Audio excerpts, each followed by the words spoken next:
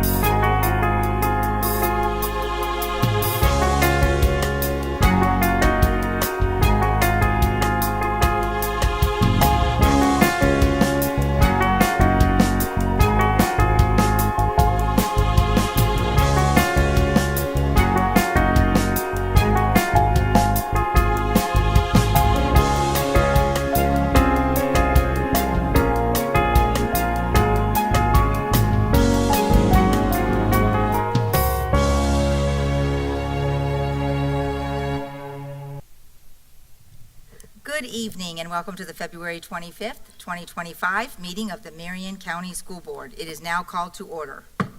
Mirroring and modeling the way our students begin each day, I ask that we observe a moment of silence at this time. Please join me.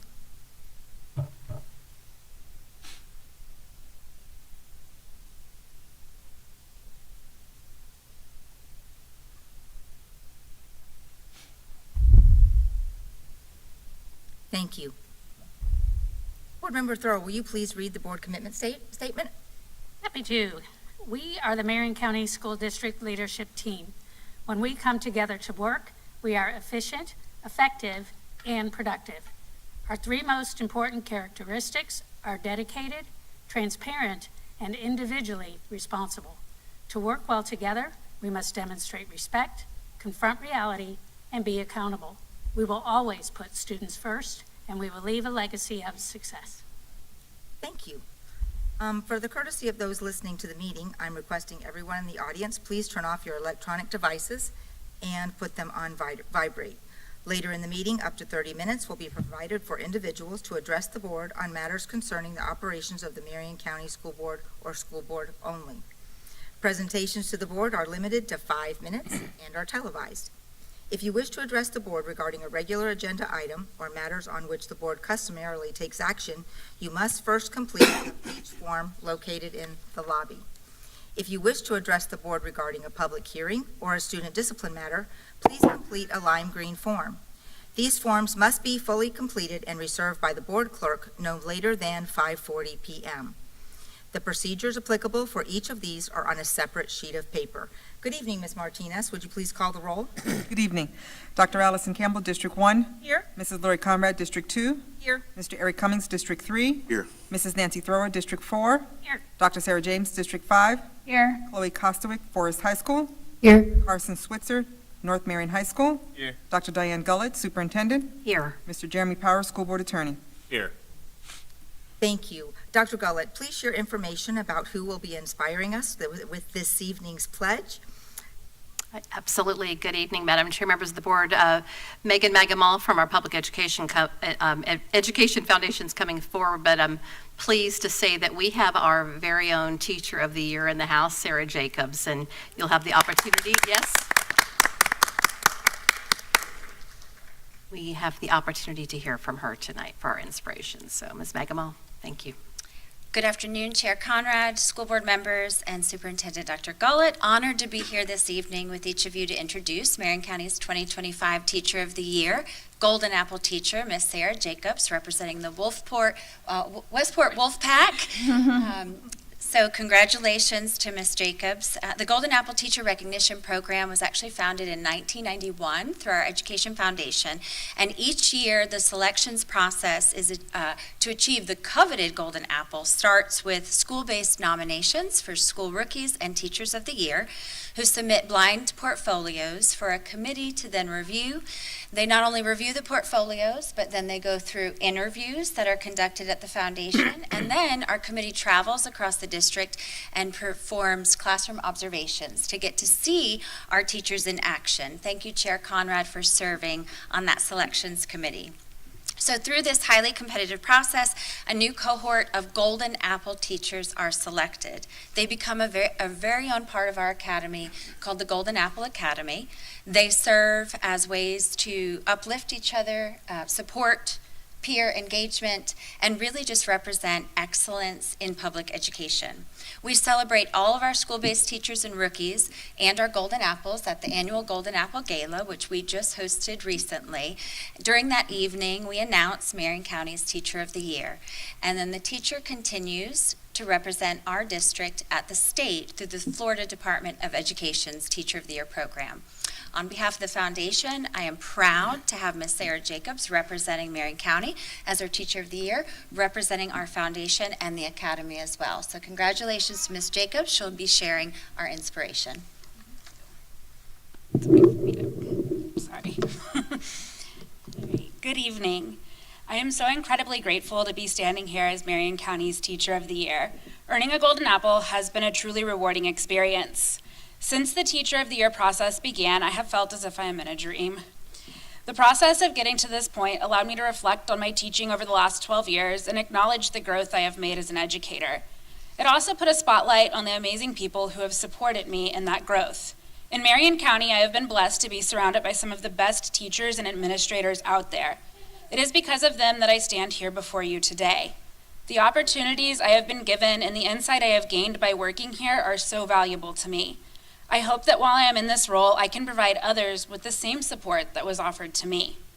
The Public Education Foundation has made this possible through the Golden Apple Academy. I have already been invited to participate in meaningful conversations with our district officials and our superintendent of schools, Dr. Gullett. It is so inspirational to have a group of dedicated educators be given a voice to share our experiences within our schools and classrooms.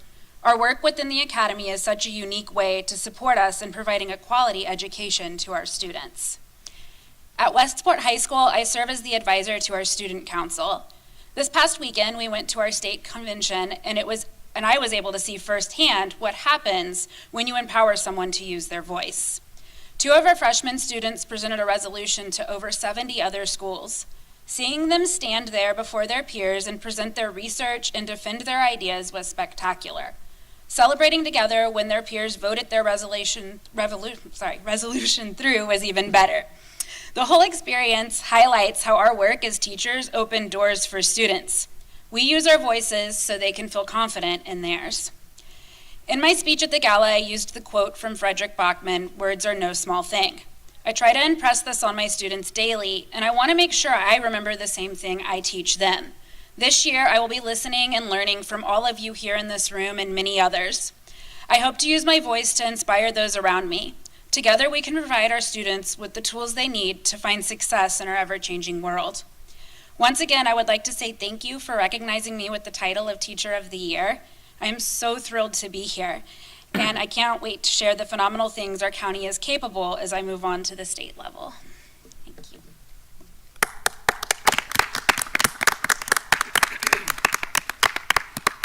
Thank you. Would you please join me in the Pledge of Allegiance?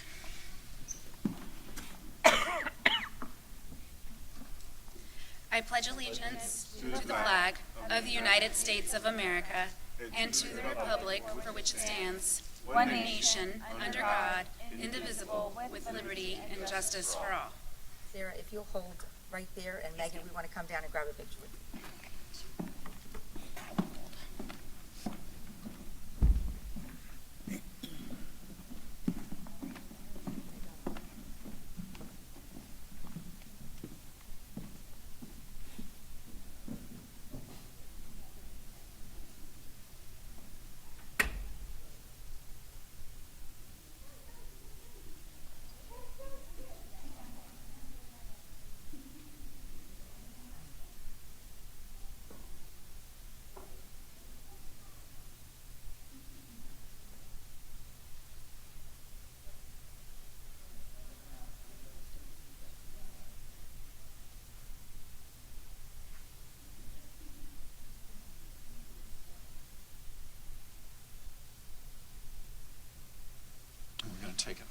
center. Here we go. 1, 2, 3, couple more. Big smile, say golden apple. Or say free car. Great. Yeah, now my turn. Absolutely. Oh. So you're being paged. Okay, all right, okay. Here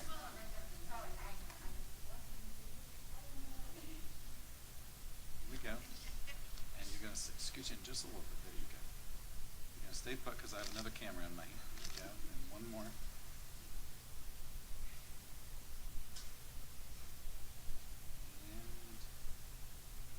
good to go.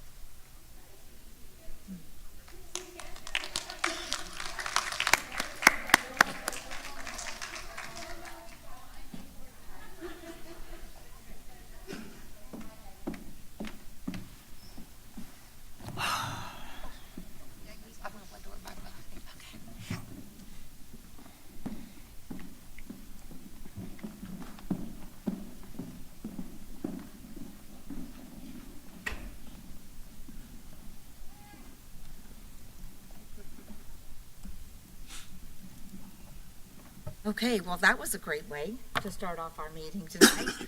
Dr. Gullett, I believe you have 2 recognitions to share with us this evening. I certainly do. Thank you, Madam Chair. Members of the board, we also have the sweet sound of students in the audience. So, and I just complimented this whole group over here for being so well behaved. I have to tell them thank you publicly.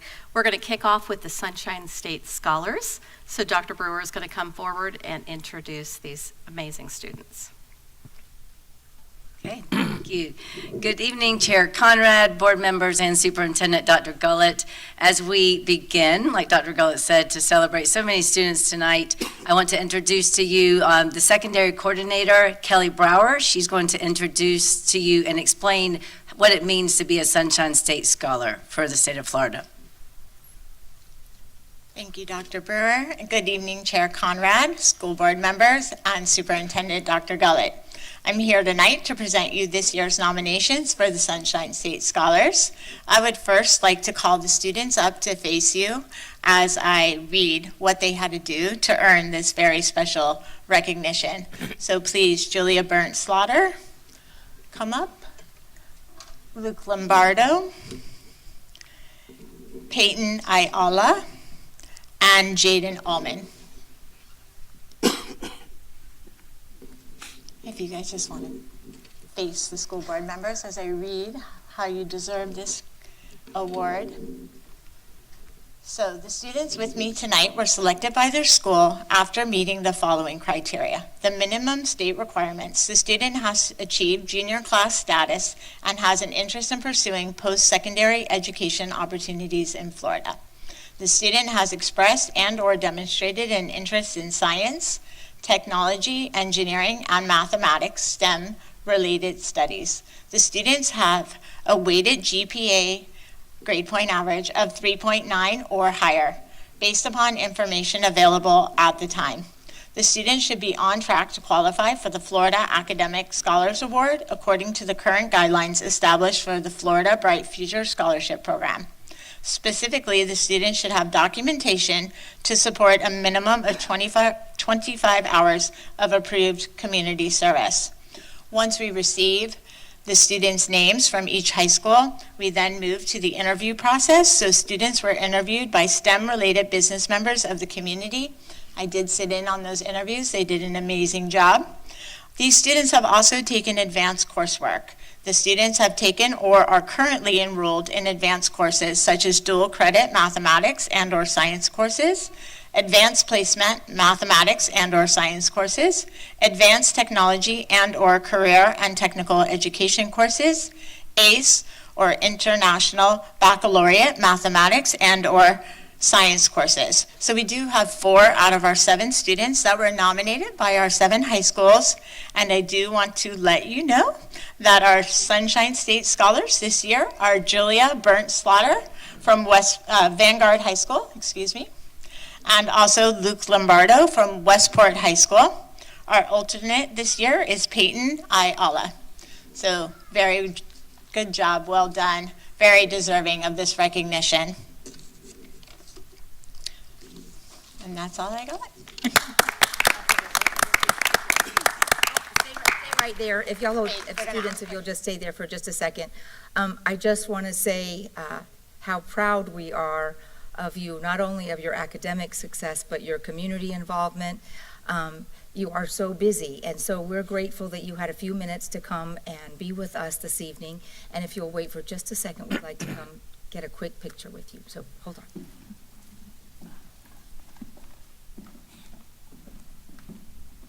Gonna get ahead of you so you can't jump. Might as well jump. I can buy you guys a Stairmaster. You can just use that. I'm gonna get this pedal. Now's a good time.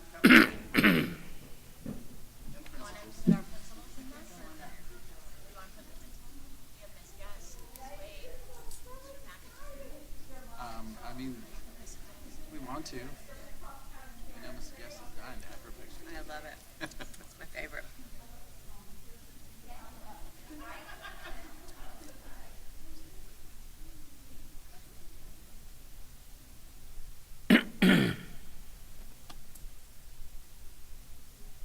I would really like to do 2 rows. Board members, would you be willing to do that? Just behind the students, yeah. Students, take a step forward, please. There we go.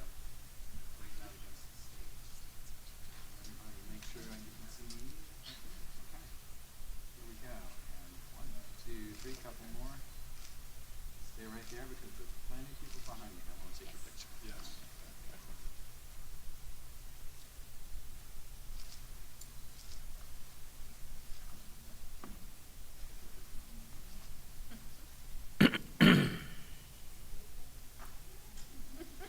Well done. Congratulations. Congratulations. How are you? Congratulations.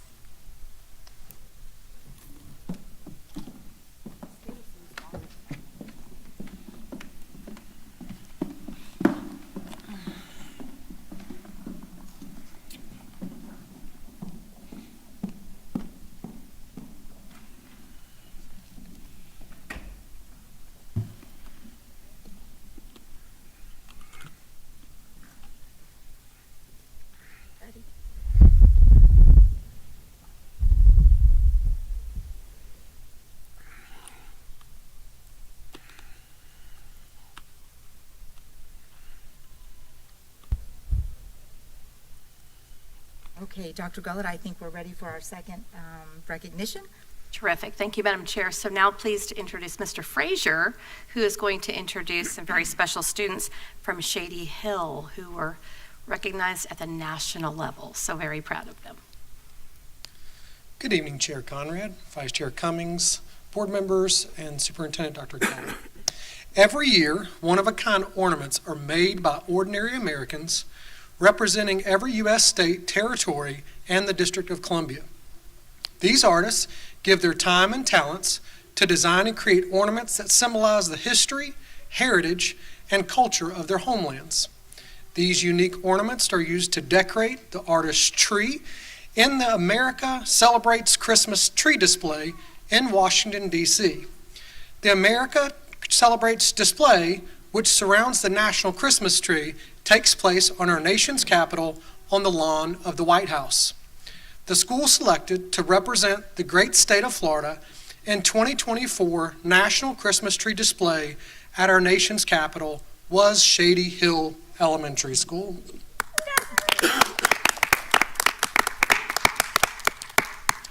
So now I'd like to introduce Ms. Cavalier, which is the art educator at Shady Hill.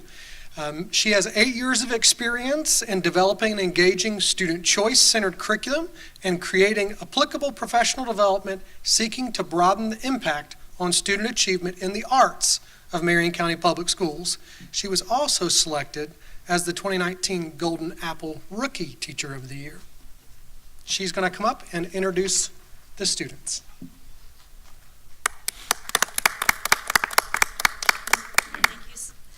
Thank you so much for having us. These students have worked very hard. Last year, they were instructed to create artwork that represents their love of Florida. Not only did they do this for the Christmas ornament project, but they also just do that all year long because they do love where they live. I think so. So, from second grade, we have Mason Quees Bell, He's out of state right now. From third grade, we have William Cash CRC. Come on up. Right? They can come up? Okay. Lena Bade. Audrey Kuntz. Come up, make a line. Dylan Renning. Amelia Clark.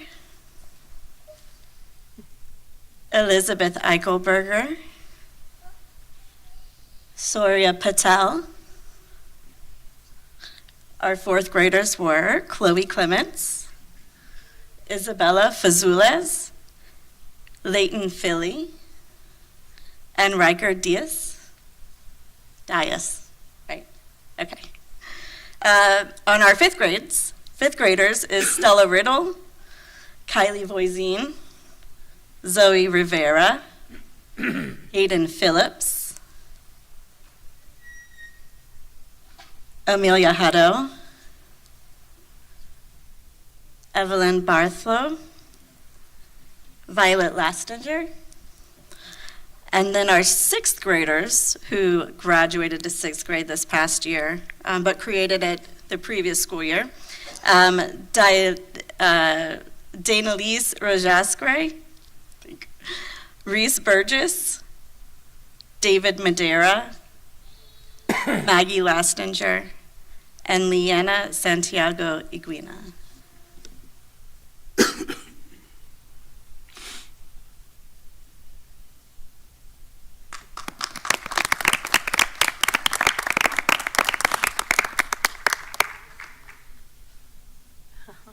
Thank you, Kevin. Boys and girls, we are super excited about your project, and what an exciting event that your work was on display in Washington, D.C. Did one of you make a video about your project? Was it video? One of the students did. There was Right. a student that did the interview. It was posted So, online? That was my son who traveled with us to DC. Okay. But Cash was able to go to Washington, D.C. and visit the tree himself. Okay, it was fabulous because you're able to see your work online, and so super excited. Has this ever happened for Marion County before? Okay, I haven't remembered a time when we have. So super excited that you all are the first group of students to have that honor. So if you'll wait just 1 second, we want to come down and get a picture with you to remember this monumentous occasion, okay?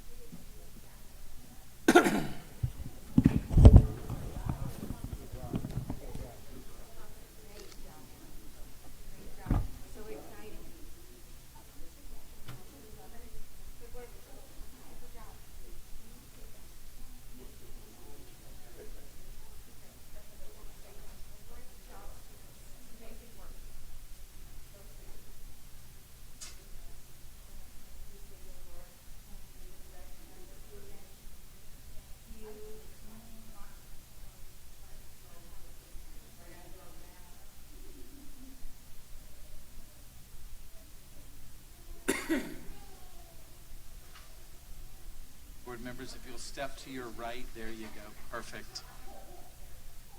Beautiful. There we go. All right, everybody's looking right here. Here we go. And 1, 2, 3, everybody say Christmas tree. And look over here.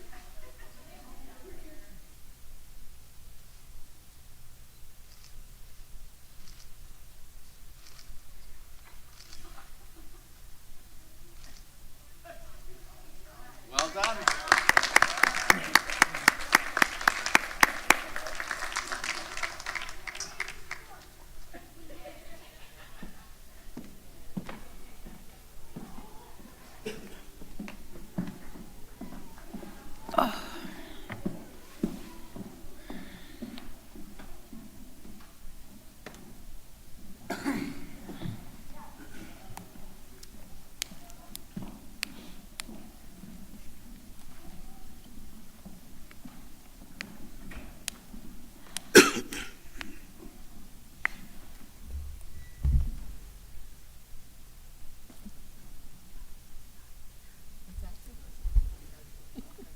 That's true. Okay, Board, we're going to move on to donations. We graciously acknowledge the following donations made to benefit our schools and students and staff members, including a $1,000 donation to Dunellen High School from Crouch Realty LLC to be used to support the needs of the Dunellen High School Robotics Club. Crouch Realty, we thank you for your support of Dunellen High School. Superintendent Gullett. Thank you, Madam Chair. I recommend approval of the agenda for the February 25th, 2025 school board meeting with the materials in the board packet, those materials distributed to board members at the meeting, and the audio recording included as part of the official record of the meeting, with the exception of the following items: D23.1, D23.2, D23.3, D23.4, D23.5, D23.6, D23.7, D23.8, D23.9, D23.10, D23.11, D23.12, D23.13, D23.14, D23.15, D23.16, D23.17, and D23.18. It's a mouthful. That have been placed under discussion, and item C19.1 that has been pulled and placed under discussion, pulled agenda items. Also, informational item 10.5 has been completely withdrawn from the agenda tonight. Thank you. Dr. Gullett. May I have a motion on the superintendent's recommendation? So move. Second. Thank you, Reverend Cummings. Thank you, Dr. Campbell. All those in favor say aye. Aye. Motion passes 5-0. May I have a motion to approve the minutes for the January 23rd, 2025 administrative briefing and work session? May I have a motion? Motion to approve the minutes. Thank you, Ms. Thrower. May I have a second? Second. Thank you, Reverend Cummings. Is there any discussion? Seeing none, all those in favor say aye. Motion passes 5-0. May I have a motion to approve the minutes for the January 28th, 2025 Board of Director Leasing Corporation meeting? May I have a motion? Motion to approve. Thank you, Dr. Campbell. Second? Second. Thank you, Reverend Cummings. Are there any additions or corrections? Seeing and hearing none, all those in favor say aye. Motion passes 5-0.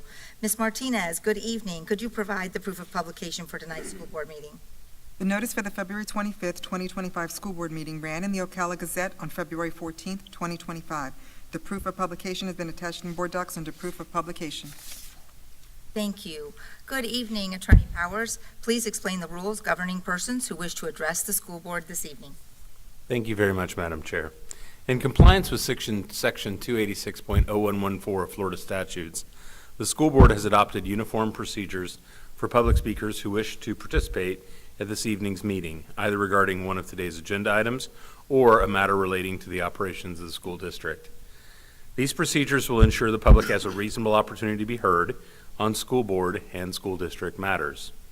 A written summary of these procedures are available from the table in the lobby. Public speaker forms are also located on the same table.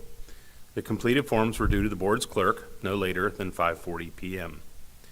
This evening's speakers will be called prior to the business portion of the school board meeting in the order of receipt by the school board clerk. Before you begin speaking, please state your full name for the record and spell your last name. Each speaker will have 5 minutes of time. However, if there are more than 5 persons who wish to speak, the board may seek consensus to limit each speaker's time to 3 minutes. When the speaker has a minute remaining, the speaker will receive a notice to complete his or her comments. Speakers may not yield their time to other people. Speakers and meeting attendees are expected to conduct themselves in a respectful manner. Therefore, verbal attacks and profanity are strictly prohibited. And pursuant to the procedures for public comments, item 6, speakers are not to identify specific individuals other than themselves or their child unless the statement's provided 24 hours in advance. The board is here to listen to your comments only. You may be directed to an administrative staff member following the conclusion of your comments for further assistance to address your concerns. If there are matters dealing with student discipline, including expulsions, they'll be scheduled at the conclusion of the televised portion of the meeting. Parents may address the board regarding a discipline matter at that time. To ensure student privacy, only a parent or guardian may use a student's first or last name. Identifying references to or identification of other students or their families is also strictly prohibited. A speaker's speech does not reflect the endorsement, sponsorship, position, or expression of the school district. Thank you for your attention to the board's requirements. Madam Chair, that concludes my explanatory remarks. Thank you, Attorney Powers. Ms. Martinez, do we have any speakers this evening? Yes, Madam Chair. Chris Altabello.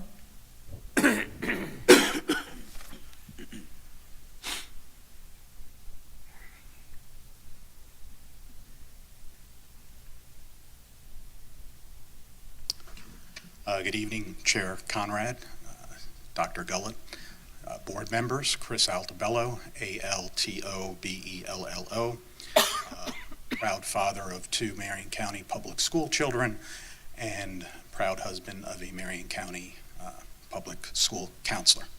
I'm here today to talk about the recently approved staffing plan. And this is not the first time that I have been up here in front of a school board to talk about the staffing plan and this particular issue. In a former life, I was a school counselor, and I have been advocating for public school employees, children, for over 25 years. First when I started as a science teacher at the middle school level, then when I became school counselor, to my present role as executive director for the Marion County teachers and support staff. But one thing that has troubled me over the past few years, and I want to first applaud the board, because for years we were advocating for a lower counselor ratio. When I started coming up in front of you, the ratio was 1 to 800. That's unfathomable. We can't do anything with those ratios. I applaud the board a few years ago for lowering that ratio to 1 to 499. And I'm particularly looking at the elementary school level at this time. Still way above the national recommendation from the ASCA, School Counselors Association, and the National Education Association of 1 to 250. But I applaud the board for taking a vital first step. So I commend you for that. What I don't like about the staffing plan is that when I look at it, and I'm looking at the box where it says school counselor, and in parentheses, it says may exchange for instructional support for allocations greater than 1. It's my understanding that this year we had 58 approved units, counselors. We only had 43 active counselors fill that position. I realize that we have vacancies all over the board, but if we're trying to recruit and retain school counselors and we're asking them to spend tens of thousands of dollars to become a school counselor, and let's say I came to Marion County with that degree and I just happened to look at a staffing plan where the only classification on the staffing plan that has that caveat is a school counselor. It's as if you're looking outside and you're saying, I could trade a counselor like kids trade Pokemon cards. I don't like it. My kids deserve better than that. We should be exhausting all efforts, and I know we have some in the works to try and get school counselors. But I would ask for your consideration moving forward to strike that parentheses line. If we can't find counselors and if we have a vacancy, like if a school has 2 allotted, we can only find 1, so we say to that principal, you can trade that one for another support staff. I'm not saying that we don't need that other support staff, but the message that it's sending to our kids in a district and all over the state for that matter, where we have rampant discipline problems, we have mental health issues that are out of control. Kids are, they're not like when we were growing up. They've got much more issues going on. And we're telling the frontline people that we may exchange your position for someone else, for a testing person. Not that we don't need those. And it's my understanding that was brought to you, but for testing facilitators. I'm not here pitting one group against another. But I don't want to have to tell my two kids that we couldn't have that position because we allowed it to be stricken. So I ask you for the consideration moving forward to strike that may exchange for instructional support, exhaust all efforts to recruit and retain school counselors, the frontline people that work with mental health, that work with academic advisement, everything that our county's trying to do and achieve the mission. We're all in this together. Let's keep school counselors. I think you understand where I'm coming from. So thank you. Thank you. No, Madam Chair. That was just one speaker. Yes, ma'am. Thank you, Ms. Martinez.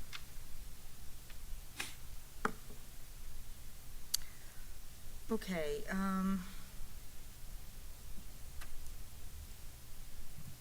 may I have a motion to approve the rezoning for the Shady Hollow area? So move. May I have a second? Second. Thank you, Reverend Cummings and Dr. James. Superintendent, would you like to give us some information? Yes, certainly. Thank you, Madam Chair. The rezoning for the Shady Hollow area will best serve students, their educational needs, and align the number of students with facility capacity to be in compliance with the Florida Statute 1001.41. Thank you. Thank you. I declare a public hearing. Is there anyone present who wishes to address the rezoning of the Shady Hollow area?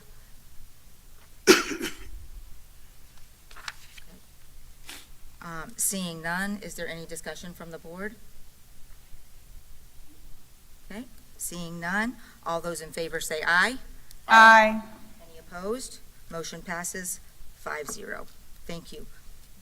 The school district used a construction management delivery method, including a guaranteed maximum price, to perform construction work on the following projects. To allow the district to purchase materials through the owner direct purchase process to save sales tax, the construction manager needs to return the funds to the owner via a deductive change order. The superintendent has signed and approved the change orders per Board Policy 6345. The superintendent is authorized to approve and execute any construction contract change order that will increase the construction contract by $25,000 or less, or that will decrease the construction contract amount, provided that the approval will be, in her judgment, in the best interest of the board. Such change orders will be binding upon execution by the superintendent. The superintendent shall report each change order that she approved to the board at the board meeting that follows her approval. The superintendent's approval of the change orders will be entered into the official minutes of the board meeting. 10.1, Amendment Number 1, to the construction manager contract guaranteed maximum price for equipment early procurement related to construction of new elementary school W, change order number 8, amendment number 1, project 24-101. This purchase will allow the district to save approximately $60,426.54 in sales tax.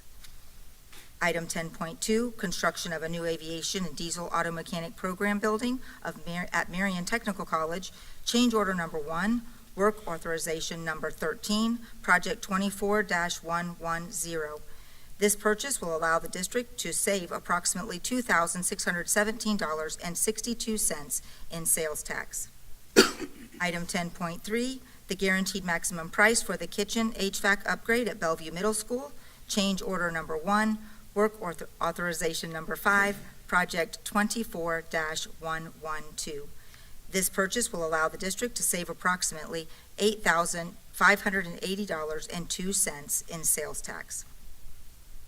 Item 10.4, guaranteed maximum price for off-site improvements in new elementary school W, change order number 1, work authorization number 15, project 24-101.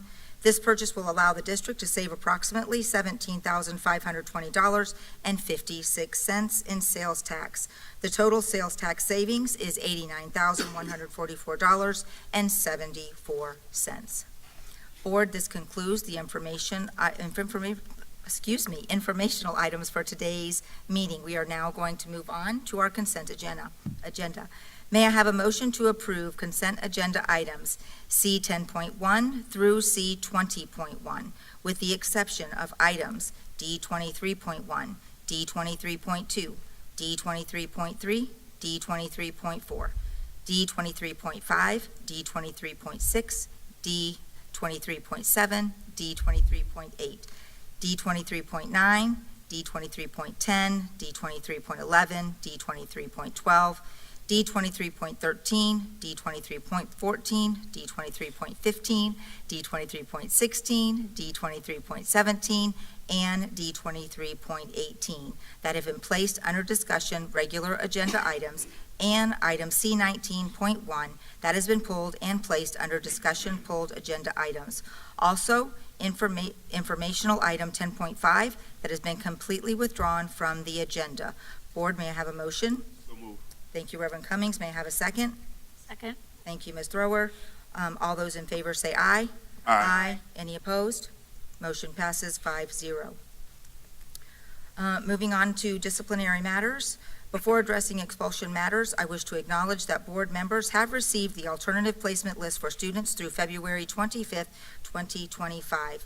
Ms. Martinez, are there any parents who have submitted a timely request to speak on their child's disciplinary matter? No, Madam Chair. Thank you.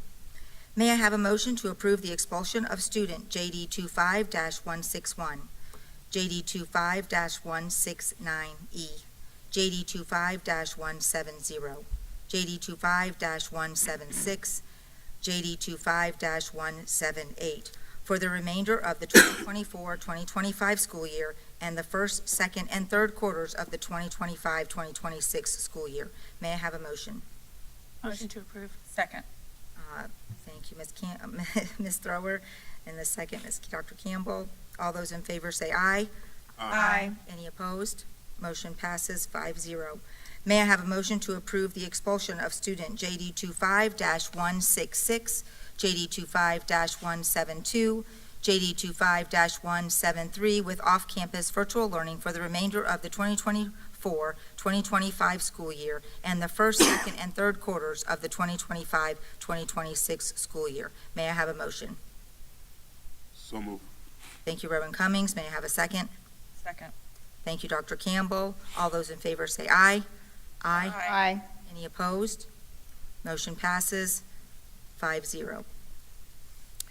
May I have a motion to approve bid 4101AH art supplies for Central Warehouse? This is a 10-month contract. May I have a motion? Motion to approve. Thank you, Ms. Thrower. May I have a second? Second. Thank you, Dr. Campbell. Dr. Gullett, you have some information that you'd like to share with us on this item. I do. Thank you, Madam Chair. Members of the board, actually, it's inclusive 23.1 through 23.11 at this time. As you know, we have a lot of items that we've placed under discussion for your consideration tonight. And Rick Collins is going to, he's at the podium already. He has come forward because he is going to provide some context to, again, 23.1 through 23.11, because board, you can see these are all items for purchasing, and so we've grouped them together so that he can provide additional information on what I would consider to be standard items, but for the nature of the number and the amount of money that we spend, we wanted to bring these under discussion for your consideration. So without further delay, Mr. Collins, thank you. Good evening, everybody. If it's okay, am I okay to kind of summarize all of the warehouse bids under one kind of topic? Because they're all pretty much similar, if that works for everybody. Great, Yes. thank you. Okay. I will read off each of the bids and the requested amount that we're asking for. So bid 4101 for art supplies, we're requesting $400,000 worth of expenditure. Bid 4102 classroom supplies, we're requesting $950,000. Bid 4103 janitorial and sanitary paper supplies, we're requesting $975,000. Bid 4106 classroom furniture, we're requesting $375,000. Bid 4107 school cafeteria products, we're requesting $475,000. Bid 4108, healthcare supplies, we're requesting $175,000. And the last warehouse bid, 4112, multipurpose paper, we're requesting $300,000 worth of expenditure for. And that's just, that's a request, that's not what we're guaranteed to spend, that's just what we think we might spend up to for the term of these bids. So these 7 central warehouse bids provide art supplies, classroom supplies, janitorial and sanitary paper supplies, classroom furniture, school cafeteria products, healthcare supplies, and multipurpose paper. The 687 items specified within these bids are items that are frequently used and ordered by schools and departments throughout the year, and therefore are stocked within the central warehouse. A few examples of items purchased from these bids would be toilet paper, paper towels, student desk and chairs, miscellaneous cleaning supplies, food service trays, cups, bowls, utensils, crayons, pencils, paints, colored paper, etc. So a lot of products. Each year, the central warehouse foreman and assistant foreman work with purchasing to update and revise the products contained within these bids based on purchasing trends and feedback they receive from schools. Within Skyward, these items are, the inventory is tracked. When we hit a certain inventory amount, they're triggered to know to reorder. So we have a minimum on-hand set for that. So that helps ensure that we can keep adequate stock on hand. So when schools and departments place orders, they can be filled and delivered to the schools in a timely manner. Because we have found that most vendors receive their yearly manufacturer price increases in and around the month of January, we have set the term limits of these bids to run for 10 months, from March 1st to December 31st. By doing so, we're trying to eliminate many pricing increase requests received from vendors throughout the year. Likewise, now that we are in a larger facility, thanks to y'all, we have the extra room to keep our stocks higher, so that when we get towards the end of the bid term, we have enough on hand to cover any orders that may be placed in the months of January and February when we're without a bid being in place. Sorry I'm so long-winded on this. Lastly, I know looking at the requested expenditure amount for these 7 bids is a little shocking, as it adds up to a substantial total, approximately $3,650,000. However, when you divide that figure by the number of students in our schools, the cost per student only equates to approximately $79.35 for the year. So I thought that was interesting, the fact that, that covers well, not any, but most of the items that are purchased from the warehouse for a year's term for each student. So I thought that was a pretty interesting low dollar figure. And I didn't include staff in that, but staff does use a lot of the same products that are available on these bids. So that concludes my summary of the warehouse bids. Thank you very much. Questions about that? Questions that you'd like to? Thank you for the breakdown, because some people will see the big number and say that, but those are the things, those are necessities of making the school district run. You got to have toilet paper, you got to have cleaning supplies, you got to have desks. So thank you for breaking that down and saying it's really not a lot of money when you look at it per student. That's less than $80 per student for the whole year. So thank you for the breakdown. You're welcome. We were kind of laughing at work earlier today when I brought that figure up. In my household, I probably spend more than that on toilet paper and paper towels in a year. Exactly. Just in our house. So. True. Anything else from the board? Okay, I think we're ready to vote. All those in favor say aye. Aye. Aye. Any opposed? All right, motion passes 5-0. Thank you. All right, Dr. Gullett, you would like us to move through, no more commentary, we'll move through all the next 10 items. Well, you have, if you have, that was through 23-7 for the central warehouse he grouped. And so Mr. Collins has information on 23-8 through 23. But we have to vote on each item. You have to vote on each item, Yeah, correct?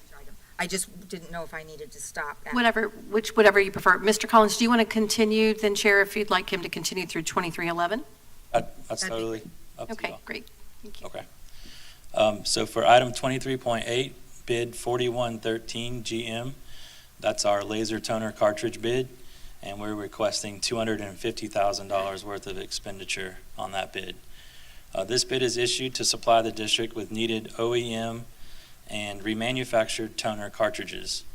Likewise, this bid requires the awarded bidder to have a spent cartridge recycling program in place so that we can return used cartridges free of charge in lieu of throwing them in the trash.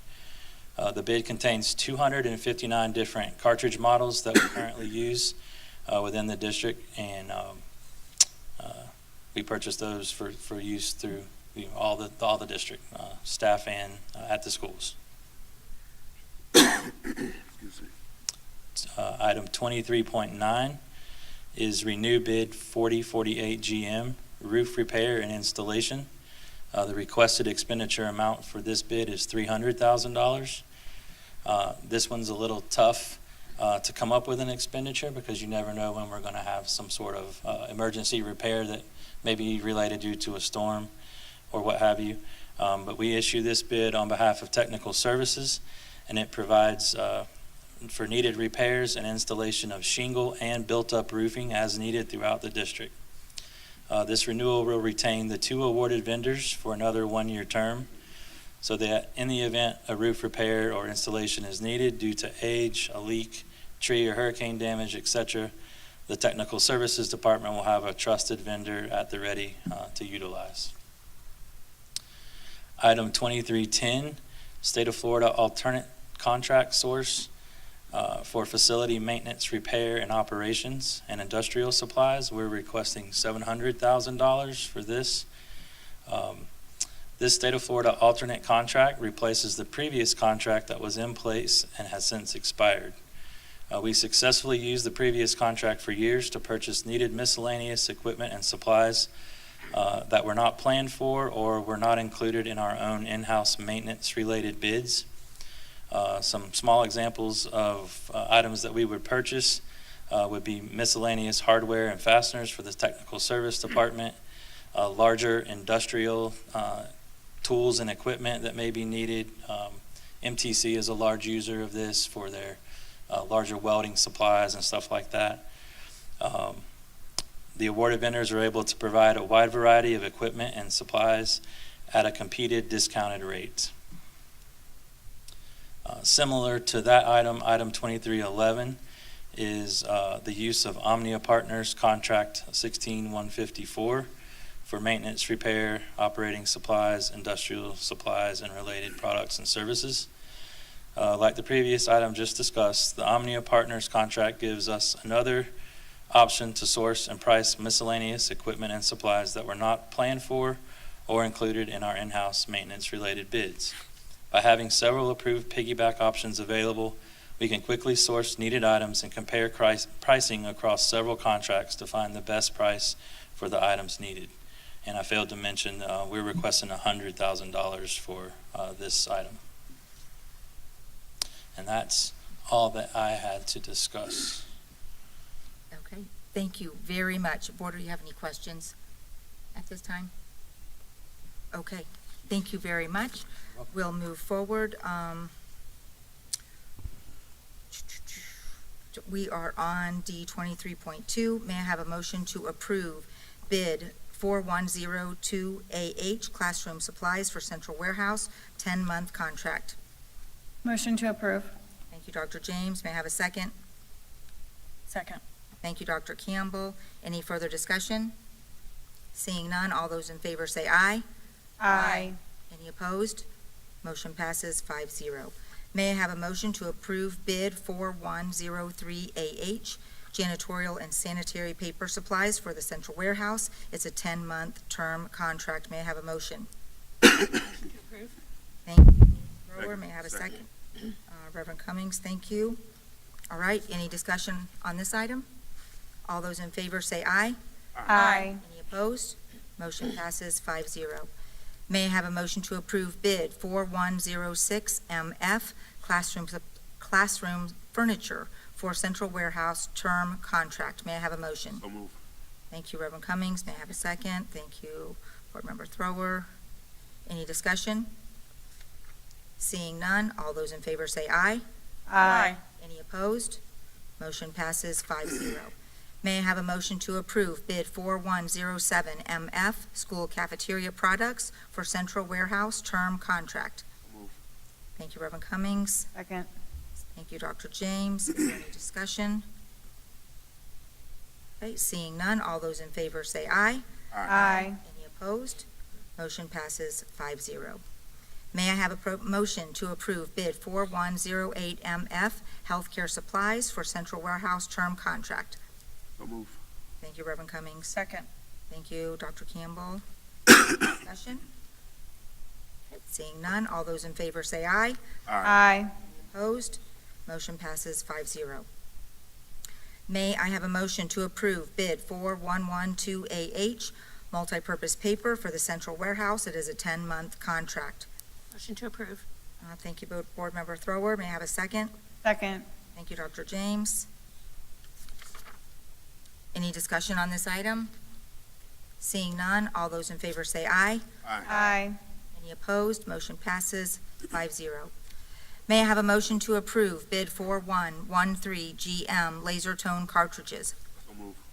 Thank you, Reverend Cummings. May I have a second? Second. Thank you, Dr. James. Any discussion on this item?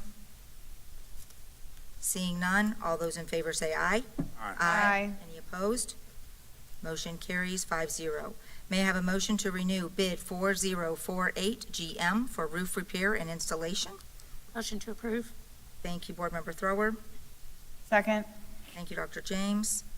Any discussion on this item? Seeing none, all those in favor say aye. Aye. Any opposed? Motion passes 5-0. Item D 23.10, may I have a motion to approve the State of Florida alternate contract source 311-60000-25-NASPO-ACS for facilities, maintenance, repair, and operation, and industrial supplies. May I have a motion? So move. Thank you, Reverend Cummings. Thank you, Board Member Thrower. Any discussion on this item? All those in favor say aye. Aye. Motion passes 5-0. Item D 2311, may I have a motion to approve the Omni Partner Contract 16154, maintenance, repair, operating supplies, industrial supplies, and related products and services? So move. Thank you, Reverend Cummings. May I have a second? Second. Thank you, Dr. James. Is there any discussion on this? Seeing none, all those in favor say aye. Aye. Any opposed? Motion passes 5-0. Okay. May I have a motion to renew bid 3962 GM Intercom and Fire Alarm System Installation, Repair, and Parts Supply? Motion to approve. Thank you, Board Member Thrower. May I have a second? Second. Thank you, Dr. James. Dr. Gullett, you have information you'd like to share on this item? Yes, thank you, Madam Chair, members of the board. Ed Beers is here tonight, and he is going to speak on this item as well as the following two items, 23.13 and 23.14. Thank you, Mr. Beers. You're welcome. Good evening, Chair Conrad, Superintendent Gullett, school board members. The Technology Information Service Department requests the renewal of bid 3962 GM for intercom and fire alarm systems installation, repair, and part supply. This bid is essential for ensuring our district's continued safety and communication capabilities, providing comprehensive installation, maintenance, and parts for various intercoms and fire alarm systems in use. The renewal will not exceed $250,000. TIS will be working on intercoms at the following schools: Howard Academy, Bellevue Santos Elementary, Bellevue Elementary. 2314. The Technology Department seeks approval for renewal of the Omni Partners Contract EV2370, which includes electrical, lighting, data communications, security products, as well as related product services and solutions. This contract is essential for providing the district with a wide array of necessary items, such as cabling components needed for maintaining, repairing, and upgrading network infrastructure. It also serves on an as-need basis, ensuring that the infrastructure stays up to date and secure. The renewal cost will not exceed $175,000. 2314.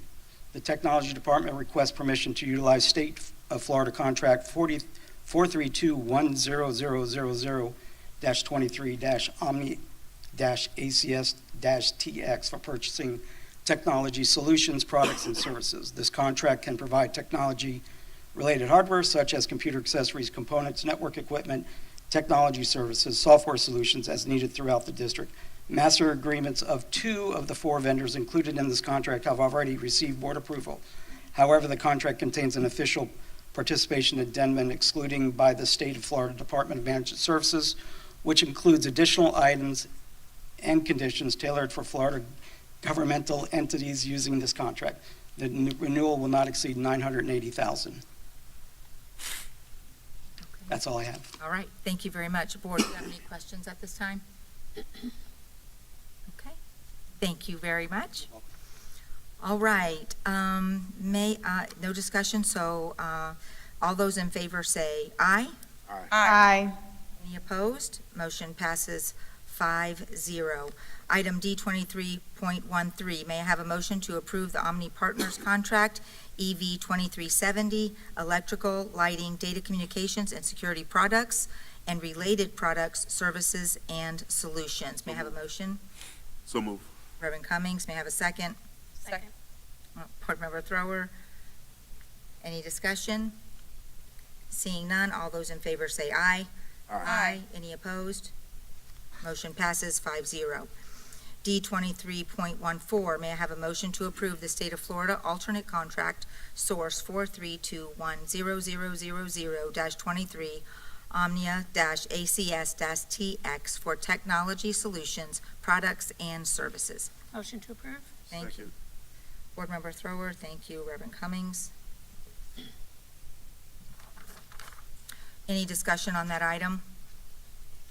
Seeing none, all those in favor say aye. Aye. Any opposed? Motion passes 5-0. May I have a motion to approve the First Amendment to the Standard Design Professional Services Agreement for Architectural Design Services for New Elementary School W, Project 24-101? So move.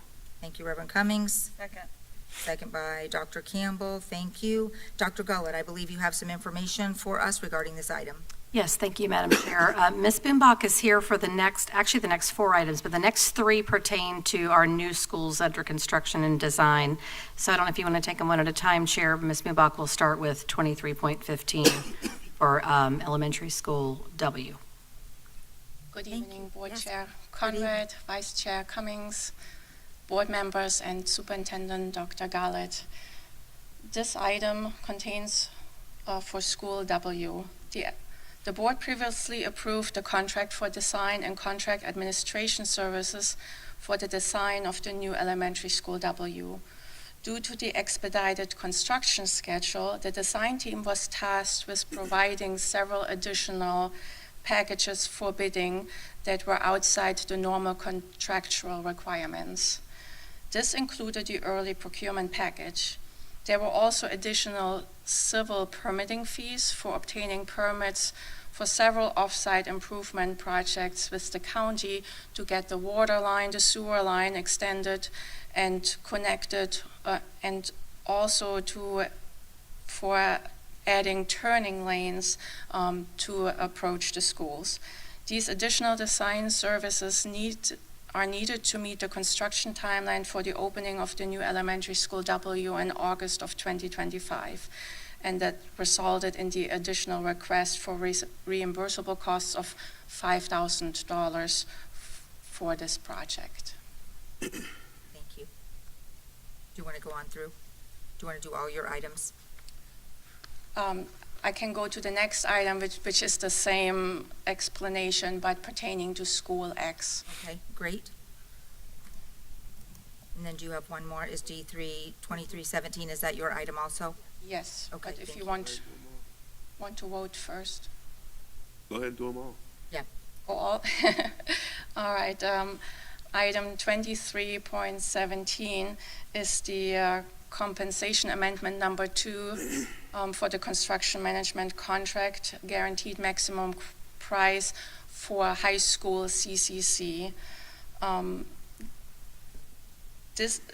We had the first phase of this project. There was a an amendment number 1 that was presented that included the mass grading, early procurement, and building foundations, shell, and site work. This now is amendment number 2. It's the second phase, and it presents a budget for the mechanical, electric, plumbing, and fire protection scopes for buildings 1 through 4 only. Any funds that are not being used for any of the phases that have been presented so far will be reimbursed and going back into the project. This GMP number 2 or amendment number 2 is for $55,471,720.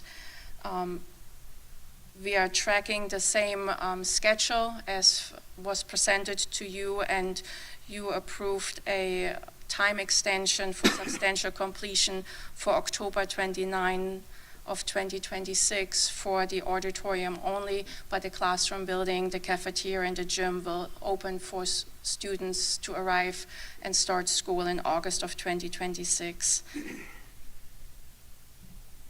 And if we add all the costs together right now for the amendment number 1, amendment number 2, and pre-construction services, we are at $121,471,283 for the construction of the high school.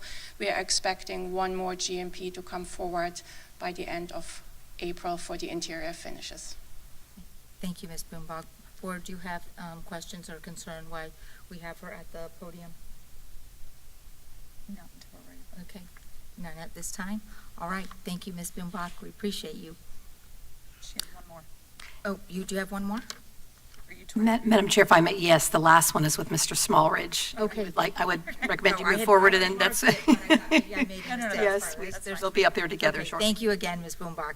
Madam Chair, at your discretion, you may also choose to simply ask for a motion to approve items 23.15, 23.16, and 23.17, and ask for a second, and then vote, unless, if you do not anticipate any discussion.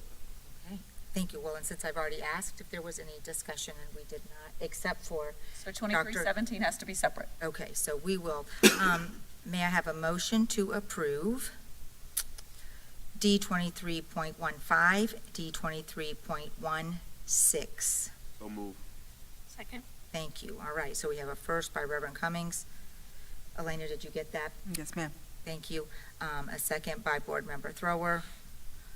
All right, all those in favor say aye. Aye. Any opposed? Motion passes 5-0. Attorney Powers, thank you very much. That sure does make it easier. All right, on item D 23.17, I understand, Dr. Campbell, you need to recuse yourself from this item? Correct. Okay, all right. Board, may I have a motion to approve the compensation amendment number 2 to the construction manager contract, guaranteed maximum price for mechanical, electrical, plumbing, and fire protection for buildings 1 through 4 related to construction of new high school CCC, project 24-105. So move. Thank you, Reverend Cummings. Second. Second. Thank you by Board Member Thrower. Any discussion on this item? Okay, seeing none, all those in favor say aye. Aye. Motion passes 4-0, and with Dr. Campbell recused. Okay.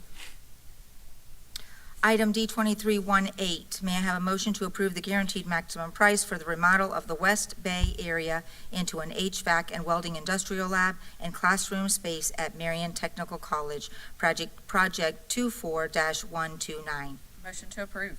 Second. Thank you, Dr. Campbell, and second by Reverend Cummings.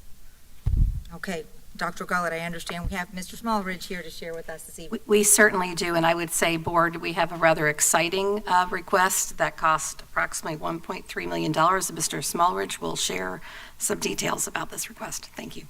Okay, good evening, Chair Conrad, board members, Superintendent Dr. Gullett. The gross maximum price that you guys just talked about is for a West Bay remodel. That's the CAP grant that we wrote a while back, and we received it.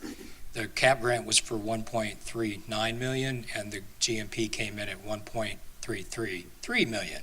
So a little teeny bit under, but the bad news about that GMP is that it did not include all of the equipment that we wanted in the grant, but to keep the construction project going, we actually, that price came in a little higher and we negotiated it down a little bit, took a few things out. We did have to do a budget amendment to move all of the equipment money, which is about $480-some thousand worth, over to the remodel side of the budget so that the project could keep going. It is grant money. We do have MTC fund balance money that we can still buy the critical equipment that we needed for the 2 programs to start. If you guys are familiar with West Bay, it's a huge open room with ceilings way higher than this. We're going to build a wall down the middle, add 2 classrooms to it with big windows in the front so that the instructor can see in the lab.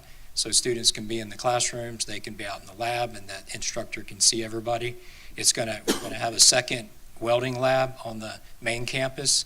The little 15-station lab that we have here on MTI's campus that really caters to our dual enrolled students is going to be moving into this new lab in August if we get this all approved and we get construction started hopefully next week.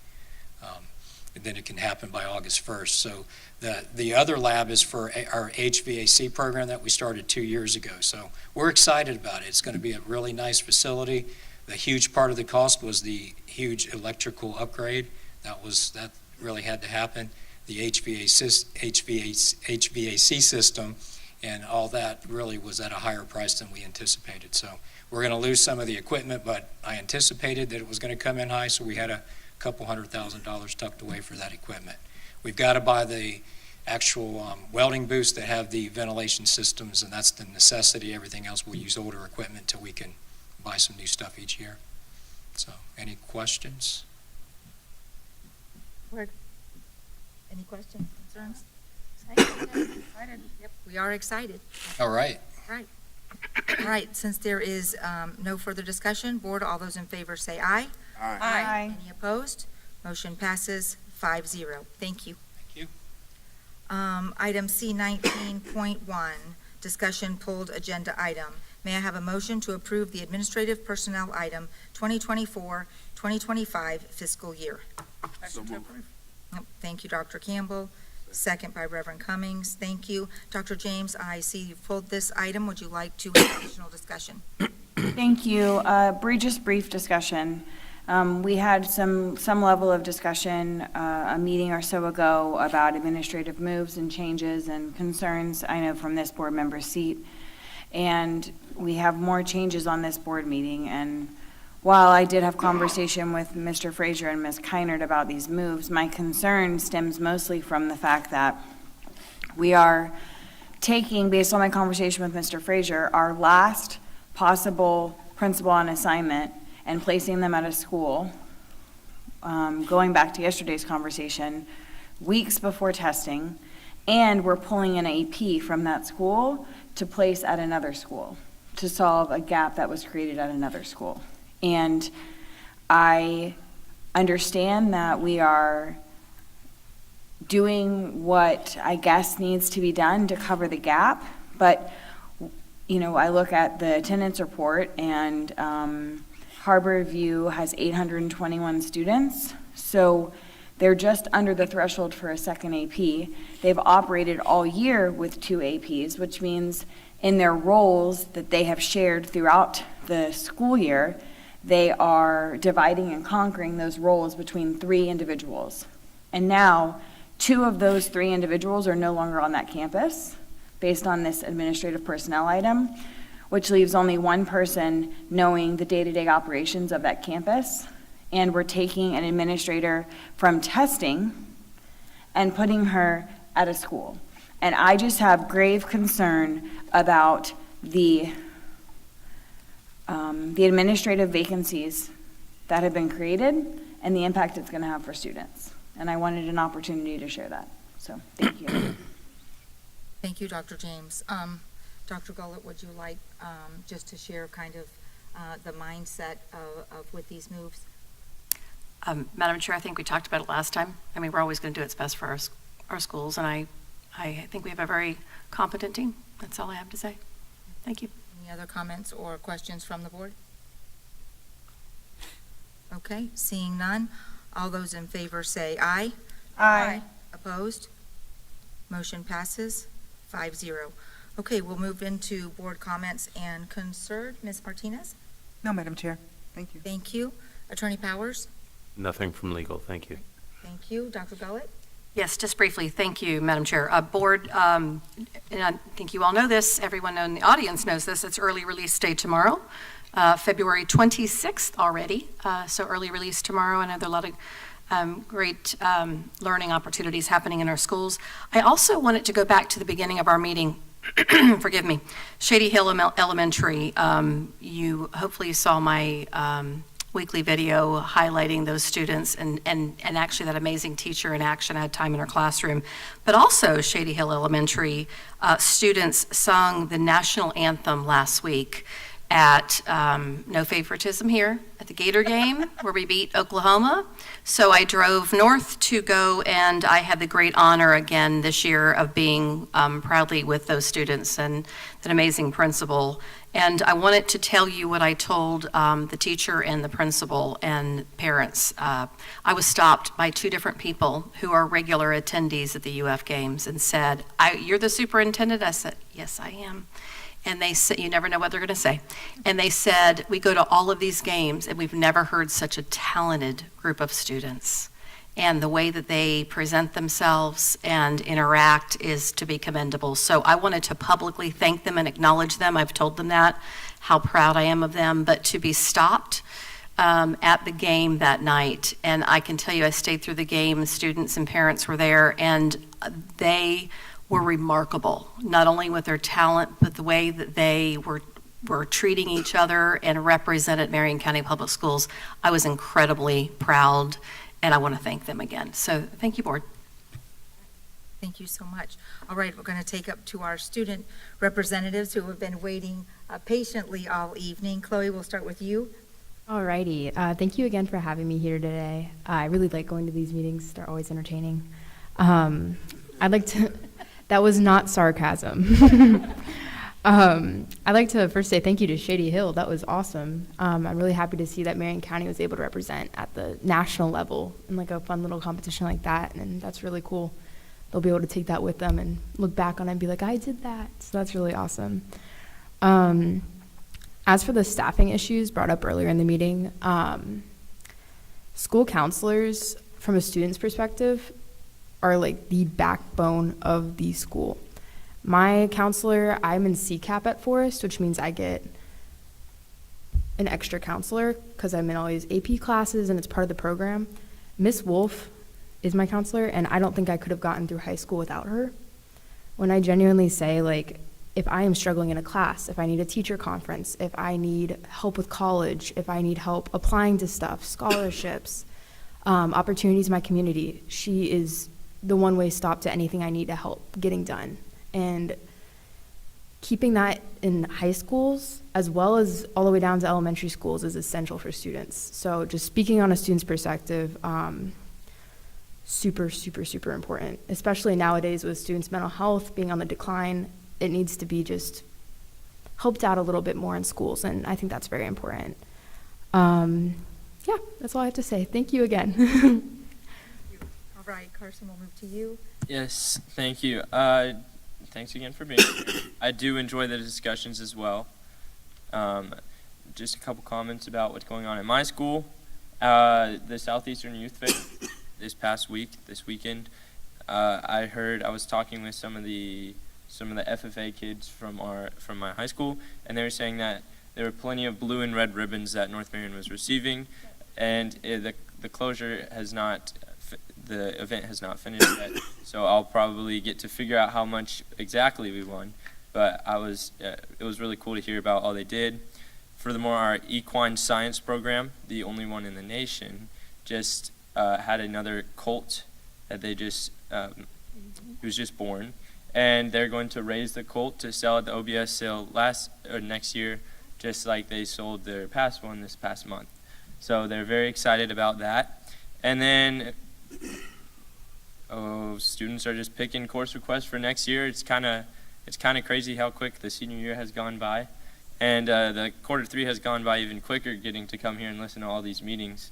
So, so we're just excited to see what this next year brings. That's it. Okay, thank you so much. I just truly enjoy both of you, the comments that you bring forward from your personal experience, but also from your classmates. So I'm so glad that you have the time to give to this board and to the community, because it really is insightful. Just really appreciate both of you. So thank you so much. Dr. James. Well, it's quite I love that I get to follow a North Marion student, because I have great North Marion things to say too. So the youth fair started, and I guess it technically started late last week with the Kitty Goat Show my kids got to participate in. And so yesterday we were there to drop off our bunnies, but my mentee, Ellie, got to sing the national anthem to kick off the steer show.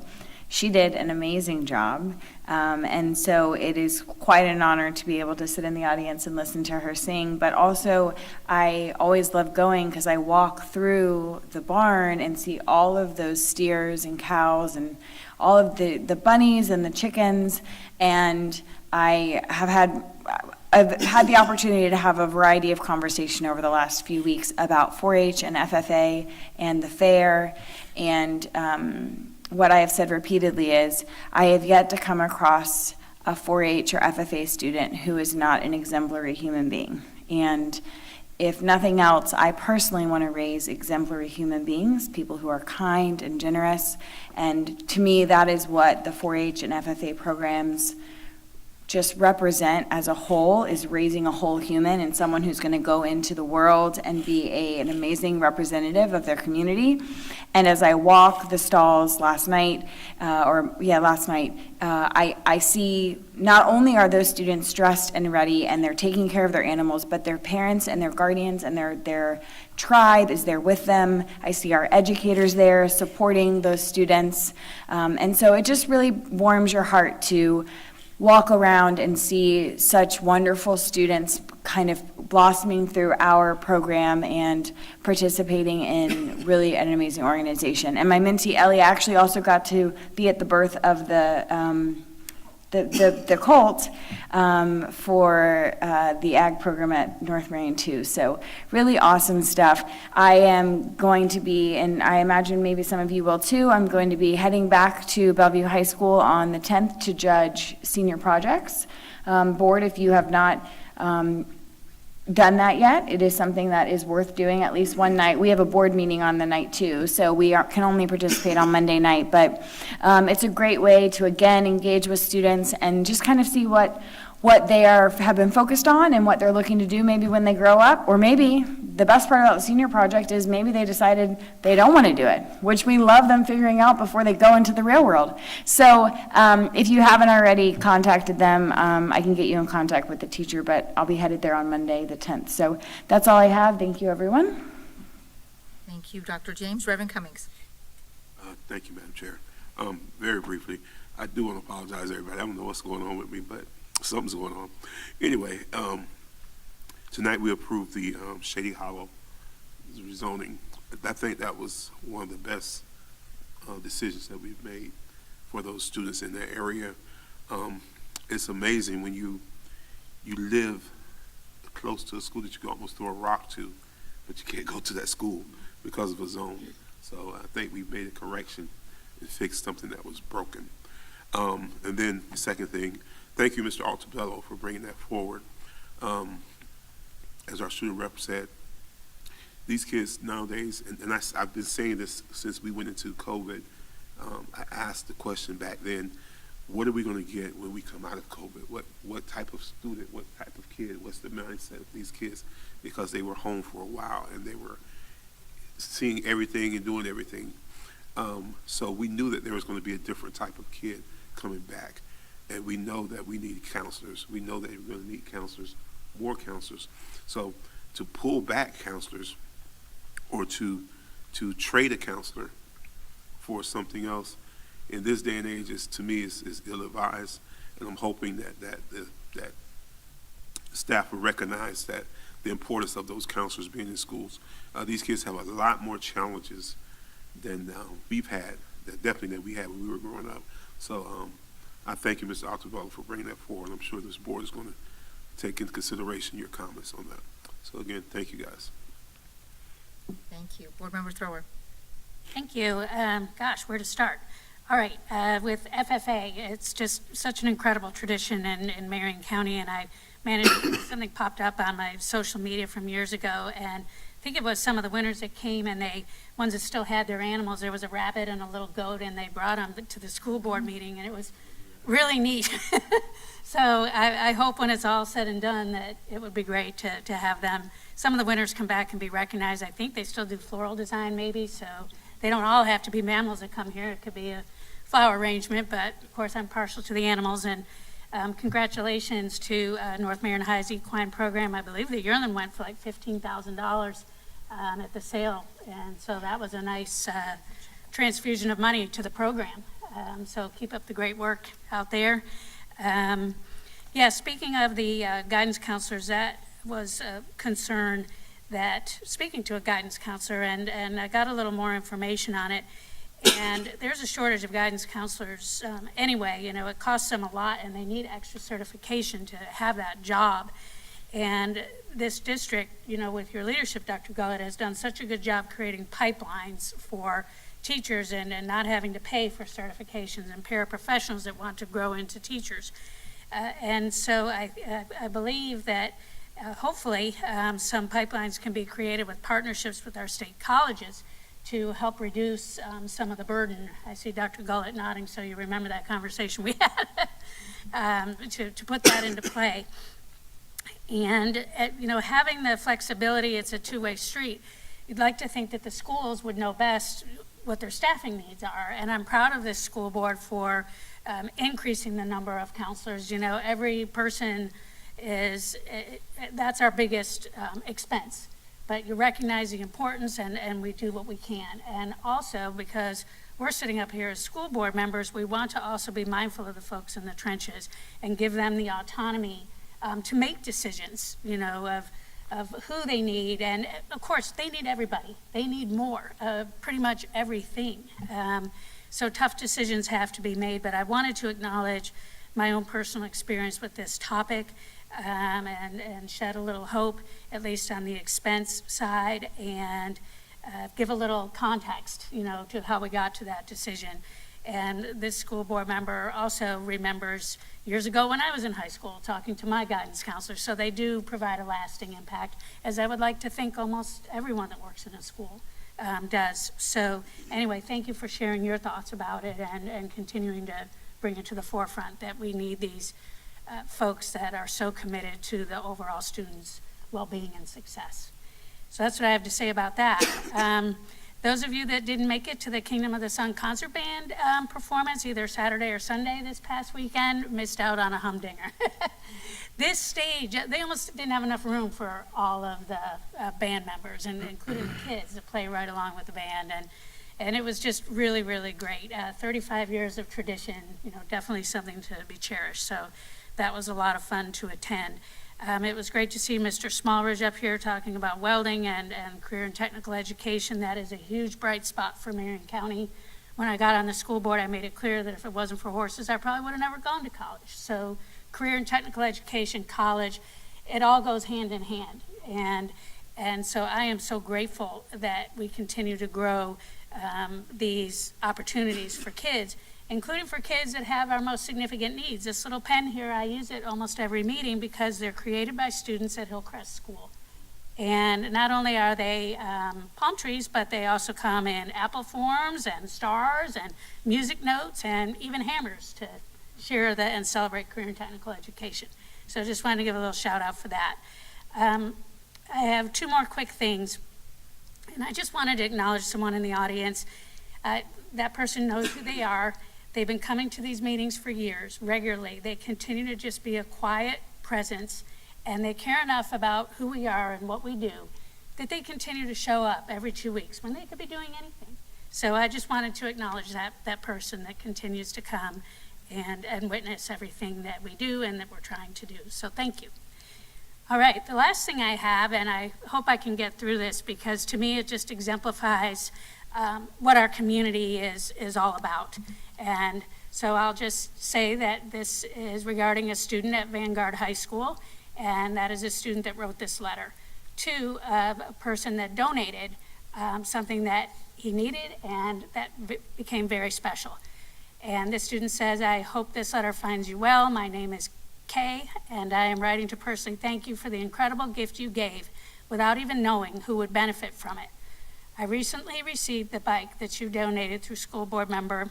It's my school that I represent, so it was me. And I cannot express how much of a difference it has made in my life. Before this gift, I walked 2 miles to school every day. Now, thanks to your generosity, my commute is not only easier, but also much faster, giving me more time and energy to focus on my education. What makes this even more special is knowing that you gave the bike simply out of kindness, without expecting anything in return or even knowing who would receive it. That level of generosity speaks volumes about your character, and I'm truly grateful to be on the receiving end of it. As a United States Navy veteran, you have already given so much in service to our country, and yet you continue to give in ways that directly impact people's lives. Your kindness and selflessness have inspired me, and I hope to one day pay it forward the way you have. Thank you again for your thoughtful donation. It has not only provided me with transportation, but has also reminded me of the goodness in people like you. That's all I have. That was wonderful. Thank you for sharing that. And I made it through. And you did, you made it through. All right, Dr. Campbell, that's going to be a little hard to follow. I was just going to say, wow, thank you, Board Member Thrower, for just teeing that up. I don't even know where to begin. That was amazing. That was amazing. First of all, as a communicator, love how eloquently the thank you letter was written, because that in and of itself is a skill that has fallen on several folks, that we don't have that skill set anymore. So It means a lot. it means a lot. Okay, so tonight we approved a perfect audit for Lake Weir Middle School. So kudos to that team. You know how I always like to call those out. A couple of things I wanted to mention in District 1, Shady Hill representing District 1 tonight, and Dr. Gullett stole my thunder to also talk about the Gator game. Miss Sandra Collins, she definitely runs a tight ship with that Shady Hill Harmony, and I was grateful that during their Christmas concert at their school, they showed the video of the art teacher's son and walking around and talking to Rep. Kamek, and so got to see all of those ornaments on display. I didn't even know that had happened until going to that concert, and so that was great, and their musical performances are always so much fun.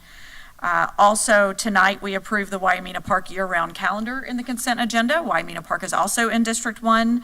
This week's Superintendent Weekly Wrap-Up was at Lake Weir High School Construction Academy in District 1. So lots of things happening in District 1.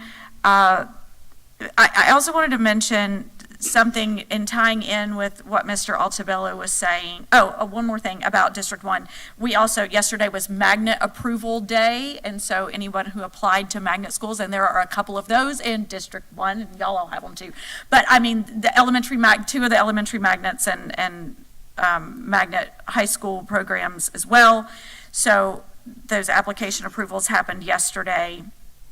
But tagging on to something that Mr. Altabello said, and I am grateful that you came, it was kind of perfect timing to talk about this, because just earlier this evening, the school board received emails of each school's staffing ratio that the schools received a couple of weeks ago. From this board seat, having multiple conversations with principals in the last 24, 48 hours or so, it's been interesting to note when the school board approves things like staffing plans, we approve them globally. We approve, this is a ratio, but we don't actually see the trickle down. And we never, when we approve them, so I want to say, and when you open each one of these board, you'll see at the top of every one of these individual schools, which each principal only got their individual school, it says board approved January 14th, 2025. Okay, well, we approved the global staffing plan. We did not approve individually, seeing how that global decision might impact each individual school. So I'm grateful we now have them, and I'm requesting hopefully that as we do this in the future, that we will have the full picture. So and as we move to site-based budgeting, which is also something I'm going to talk about, that will be a part of the conversation. But I hear you, Mr. Altabello. And I was scrolling through all of the elementary schools since we have them to see what that looks like. And the one piece I do want the community to be aware of, that if an elementary school is choosing to replace a counselor with, I saw we have an instructional coach, a testing facilitator, or an intervention teacher at a couple of different schools, elementary schools, that have chosen to replace or exchange that unit of a school counselor. The only way they're able to do that is if they have more than one school counselor. So I don't want the community to think that any elementary schools without at least one school counselor, understandably, the positions are sometimes hard to fill. We actually heard some conversation in Tallahassee. I don't know if it'll gain legs this session. I don't think that it will. But talking about what the requirements of a school counselor might be in the future, and it might look different than it does today. So just being very cognizant of that, and thank you for bringing that to our attention, because I do think that it's important for us to see these, not just the big picture 30,000 foot, but actually how a global decision impacts down in the weeds a bit more, because seeing it in writing and seeing how the unit allocations actually are causing decreases on staffs, on school campuses is a little disconcerting to me, and we'll see how it all comes out in the wash. The reason that it's even more interesting and intriguing, and I mentioned several District 1 schools tonight for a purpose, because the schools that are represented in District 1 are quite unique. We have, and we all have unique schools, but I do want to talk about this specifically. We do have schools that have academic challenges that are in a pilot for a year-round school like a Wyomina Park, but of the 5 non-Title I schools in the district, 4 of them are in District 1. So when we're looking at the specific district allocations out of Title I, there are 4 schools that I represent that will never have actual school or at least this year haven't had that. And so that's a calculation, I think, that makes it a little bit unique to say, okay, let me pull out all of the 10 schools I'm talking about and the 4 and what that looks like versus what these other 6. And so I'm just looking forward to site-based budgeting as I transition into my next thought. I actually went out to a school today that will be one of the pilot schools for site-based budgeting, and I wanted to talk to the principal about that. You guys know I've been talking about this for 4 years. And the principal was at the district talking about site-based budgeting. So I just pop in on a school and that principal wasn't there, but we'll get together at another time. I'm looking forward to seeing what that looks like. You guys saw at the conference in December the book from Martin County that I brought back and that Ms. Boston Ellis and Dr. Gullett have, and I know that we're working on something similar to that. And these sheets that we got today, the school level staffing, kind of look similar to some of that. So just grateful for all that work. I'll move on. Thank you for mentioning capstone projects, Dr. James. It's always a highlight to go out and judge those capstone projects. I've been in an agriculture room where they're talking about cattle and farming, and I've been in a health occupations room where they're doing mock IVs into a mannequin. And I've been in multiple scenarios with students that I didn't even know anything about the profession, but was able to learn more about what they were interested in doing, and have no idea which night my son will be doing his, but God bless us. Okay, so, and you all saw him in Tallahassee, so you'll see, you know what he's doing his project on. Just a couple of other final thoughts here. Excited for the Black History Gala coming up on Friday evening. Grateful that we'll have an opportunity to do that. I did drive by today the old Central Warehouse, and I saw the for sale sign up on that. So you guys may have seen that before me, but I saw it today, and so excited about that. But that leads to one more question and then another thought, and then I'll wrap up. I am curious as to if the board can have additional conversation about the data center. And I know capital projects are a big thing, and how we're funding all of this and what that looks like, and how much money we would be short on the data center. I think we need to keep it top of mind. We've recently had an internal audit about technology. The more we can invest in that, the better.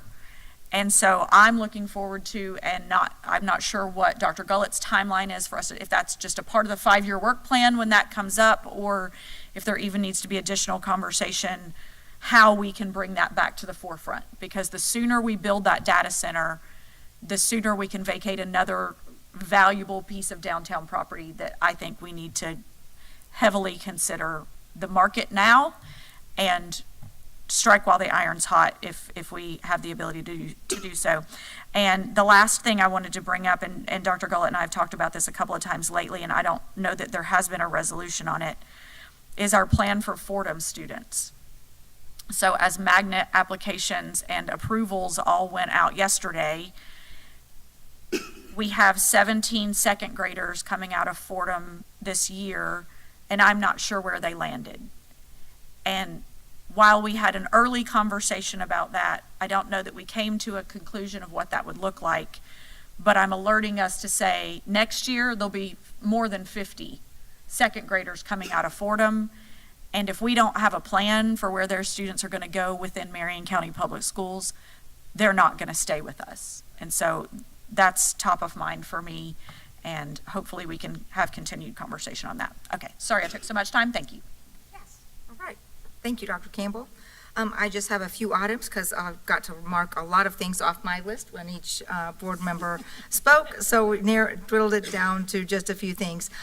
This morning I had my board meeting with the Public Ed Foundation, and so I have a couple things to highlight from that and share with you all. So really excited to see Sarah Jacobs here this evening leading us in the pledge and sharing with us a little about her journey to being Teacher of the Year for Westport High School and for all of Marion County. And so that was a real pleasure. I also wanted to share a couple of needs that have come forward, actually just today. Several of us are mentoring already, but there is a need for a male mentor at Vanguard High School. This gentleman that needs a mentor is a sophomore.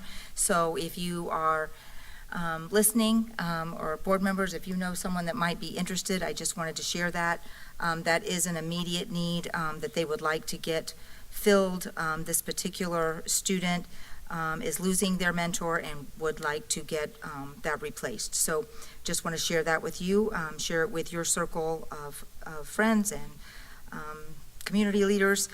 We also are working on finding business partners for Greenway Elementary is still in need of a business partner, along with working to find business partners for our 2 new elementary schools. So just wanted to put that on everyone's radar so we can help the Public Ed Foundation find some matches for those, because those are terrific partnerships. I know the principals really appreciate that money that they can use for anything that they see fit, for their school. So that doesn't happen very often. It really is a gift. I did want to acknowledge Cut Different was here this afternoon. They sent me a message earlier today just to share they were bringing students for community engagement, for them to get an experience about what a school board meeting looks like, things that we discuss, and I just thought that was an awesome idea. I would love to see, I've been working with the Boy Scouts and Girls, there's so many opportunities for students to come and just get a glimpse, of what's going on in their community. So I was excited to see them here today. Board, not for discussion tonight, but maybe possibly at our next work session. There's not very many nights that I go home and lose sleep. But after our work session, what are we on, yesterday?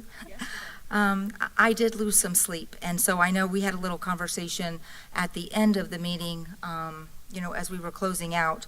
But I would like for us at the next work session to discuss changing the time limit for public speaking from 3 minutes to 5 minutes, with the same understanding that if we have a room full of people, we would bring that time back down to 3 minutes. But I went to bed last night not feeling good, and I called and apologized to a few people today, because I would never want to come across as being disrespectful or not sincerely listening to concerns coming forward from the community. And so in following procedure, I think that that was lost a little bit in some of the communication that was being shared last night. And so I would just ask that if you all take a little bit to think about that and maybe be ready to discuss that at our next meeting. I would appreciate that.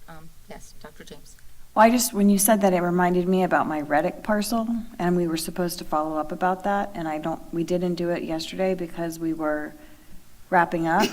But I had asked you all last Thursday about that Reddick parcel and the $1,500 survey, and we were supposed to come back together, and we're not going to be together again for almost 2 weeks. So, actually 2 weeks, I think. So I didn't know if there was a potential, had anyone talked further about this? Do you guys know what I'm talking about? I am not. I'm drawing a blank. So last Thursday, I presented you with the property appraisal printout, and it had the shaded area where the basketball courts are at Reddick. Yes, yes. And the survey is approximately $1,500, which would basically annex out that little rectangle so that we could then have discussion about whether we sell it, give it, whatever, to the town of Reddick, so then the town can revitalize both the basketball court and the tennis court. Because right now, our students aren't using the basketball court because it's outside the black fence. And so our students can't use it at all. And so no one's using it now. It's just not being used. And so I'm sorry, we can certainly finish your thought, Chair, but I didn't want the night to go without bringing that back up. Sure. And that's great, because I had forgotten that you brought that forward. So do you want to have discussion on that now? We can finish what you Okay, asked. I'm almost done. So we'll finish up, and then Dr. Jim. I did have a thought about what you were talking about, though, too. Yes, okay. So you would like comment on the time limit? Well, sorry, go ahead. Yes. Thanks, because maybe this is just me, but I think we talked about adding it as a work session item. Yes. A while ago. Yes, Yes. and that we were going to get it in the not too distant future. Mhm. So, is that still the plan, Dr. Gullett? Does that resonate with you? Okay. Okay. And Madam Chair, I was on the meeting yesterday, and from an observer's point of view, I know the incidents that you were talking about, and looking at it and hearing it, it gave us a bad look. Really gave us a bad look, because we asked our staff about customer service and being good stewards and being polite and professional, but we kind of came off a little rough yesterday. And if I can add, though, we are following the rules that this board has established. And I do not think it's in the best interest of this board to violate our own set of rules for one set of individuals that come forward on one day, and then when we have another set of individuals for books, or I can think of other instances, we stick to the rules. So I really think in a very near future, this board needs to discuss what we want our rules and regulations to be, and then we just stick to those established rules and regulations, because it was incredibly uncomfortable to talk so sternly to a former board member, right? But we also can't violate the rules for him and then make sure we follow them for someone else. And so I also want to see, now that we've lived in the beautiful county commission chambers for a month, I want a red, yellow, green light that sits right next to this screen, because Miss Martinez can start the timer, but if the screen doesn't get switched from down here, Miss Martinez's timer doesn't show. So that's not even something that Miss Martinez starts the timer, but if the screen is showing the PowerPoint and not showing this screen, then the timer doesn't show. But if we had a little third-party red, yellow, green, I think that would be beautiful. So I would love a work session where we hash out all of this nitty-gritty and get this board, because we're here together for at least 2 more years, let's nail down what this board wants to prioritize for public comment, and then maybe it becomes the practice of this board when board members join, we reevaluate the rules and regulations. I don't know, but I see. Dr. Campbell. Yeah, no, thank you for the dialogue. I think a work session would be ideal. Ironically, I know that in our most recent board meeting where we did have a lot of speakers come, we did choose to allow them all 5 minutes. I know that a comment was made during that meeting. Well, we have done that before, and ironically, I don't know if you all received an email from a graduate student this week that was trying to get community feedback on book banning. So as the former doctoral student myself, I can appreciate how she's trying. So I actually pulled up our old book banning board meeting where we had 40 speakers come.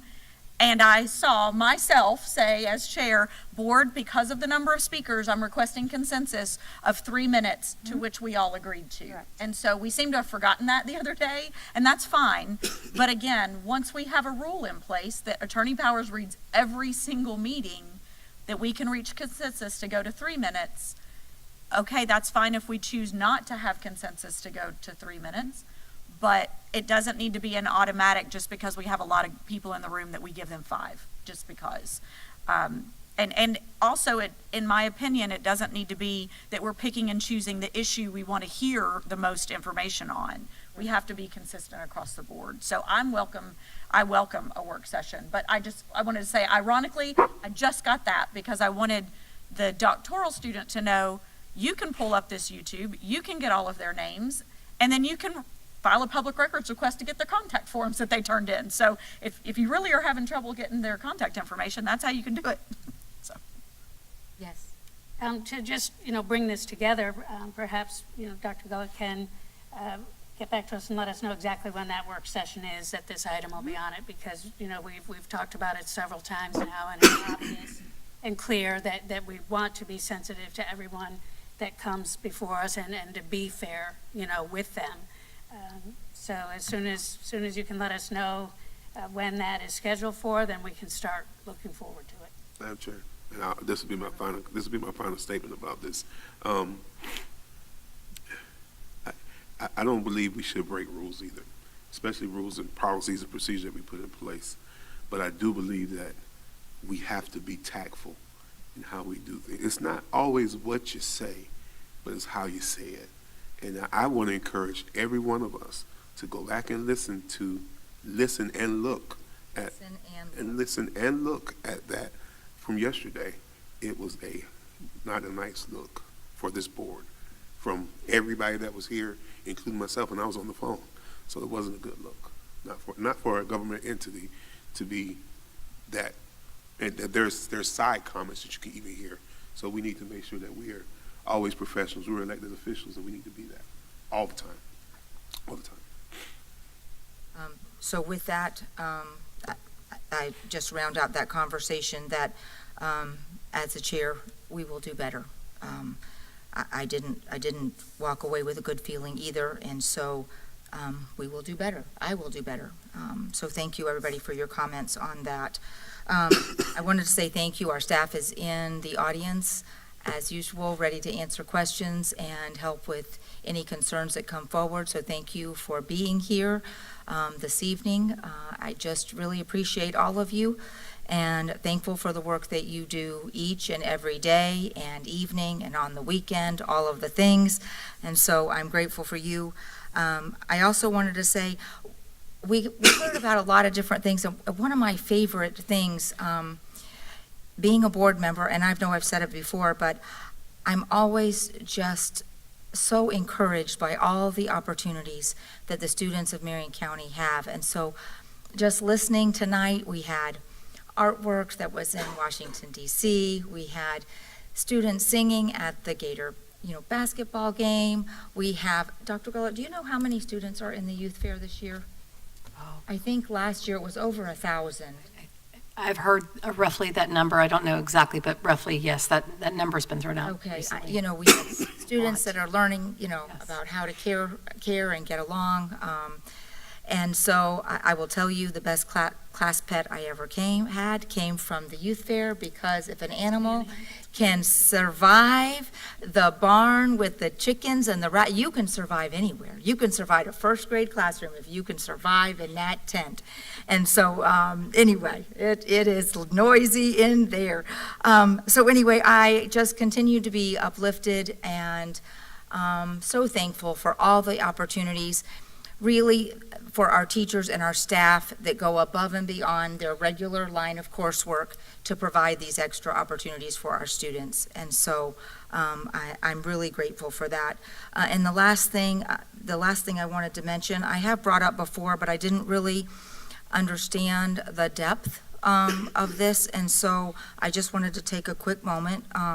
Dr. James, at the board meeting this morning, you were mentioned for coming and gathering 7 sponsors, or a sponsor for 7 schools on the north end.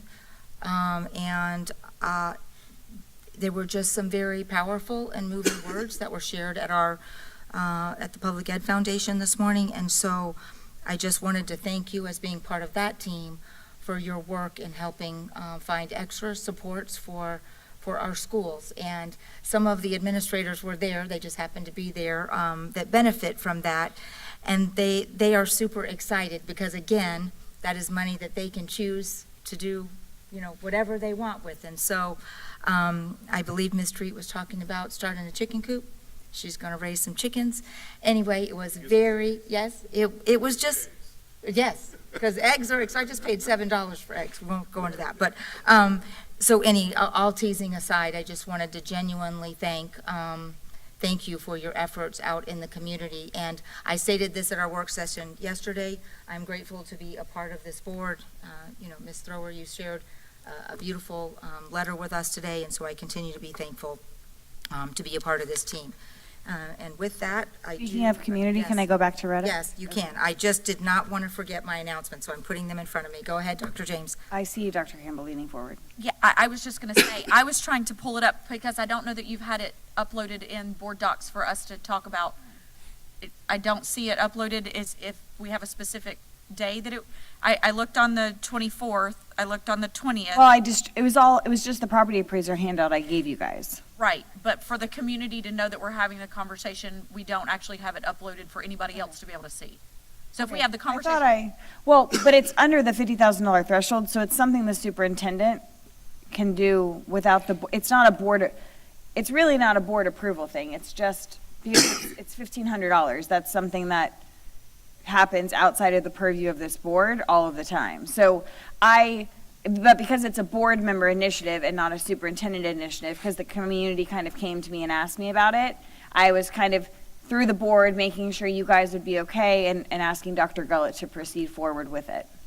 And just as long, sorry, we're having a bit of dialogue. And just as long as Attorney Powers, because it is a land, I understand it's just a survey difference, but because if we're just asking to have the survey done. Yeah, just the survey. And then if we're asking to do something with the land. That'll after be that, on an that's another agenda. conversation. Yes. Anything else will have to go through the LEAP. Yes. Okay. I'm just looking to see if we can get agreement to do the survey, which is about $1,500.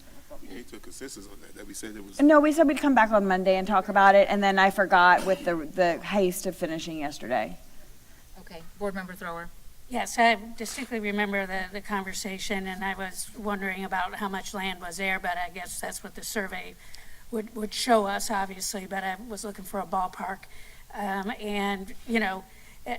It's not that I'm not for it, because I am, but we also have had extensive conversation about Reddick, just the other day, and what might or might not happen. So that's the only reason why I would draw a little bit a pause before we spend a cent on any of the property up there. I think we need to figure out what we're doing with the school. But again, that's just my input, and it's only based on conversation we had yesterday. Before that, I was like, yeah, I'm always up for trying to support the community, but we also know that there's a lot that we need to discuss about Reddick and what we're going to do. Well, and for me, I personally just want to give the basketball court to the town. So I know you do. I just want to not have ownership of the basketball court portion of the parcel at all anymore. So I don't guess I understandably know what that has to do with Reddick Collier Elementary School, because we would just annex it out of Reddick Collier Elementary School and give it to the town, or make the town pay for it, or whatever the board decides. All right, let's do a yay or nay around it. So, Or yay. okay, so, Board Member Campbell. For the $1,500 Yes. survey. And the survey will show, sorry, I need to do more. The survey, the intention is just to see how much land the entire Reddick Elementary School has, and what all that zoning is, and what all that looks like. That's what the survey will tell us. It won't. Well, it'll annex out that portion. So So essentially, we are asking for that portion of land to be annexed out in the survey. And if that's the case, that's a greater conversation. It's a carve out. Because we are, what the I want to ensure that the survey isn't just telling us what all the land looks like and what this, okay, right, but we are asking for a survey that will say, this part of land, we no longer want to have a part of Reddick Collier Elementary School. So then, if we are to do that, I think that conversation actually does need to happen in advance of us actually having the survey, because if we as a board do not collectively agree that we need to annex off any portion of that property, then why pay $1,500 for the survey that shows that we are?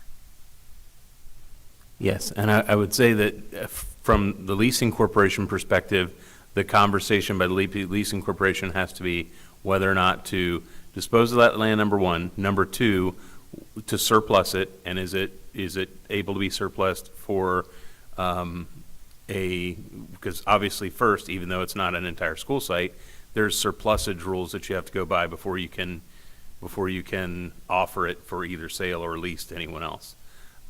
But the other alternative, this is again for the board to discuss, but the other alternative would be that if the board's decision is that that piece of property should be leased, sold, or in other ways transferred to the town of Reddick or to some other entity, that the entity which it's going to be turned over to, once the decision is made to do that, would pay for the costs of the survey and the division. So we've had discussions in the past, this board and previous board members as well, about the fact that every time we have a piece of property that we vacate, that we're not using, or that is idle, or that we see some use for, we have a tendency, unlike any other agency in this county or state, we have a tendency to give it to someone.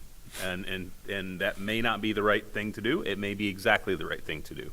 So my tendency is always to include whatever costs, surveys, environmental surveys, anything, those costs should be borne by the party who's receiving the benefit of the deal. So that's up to the board, whether you put cart before horse or horse after cart, but that's up to you.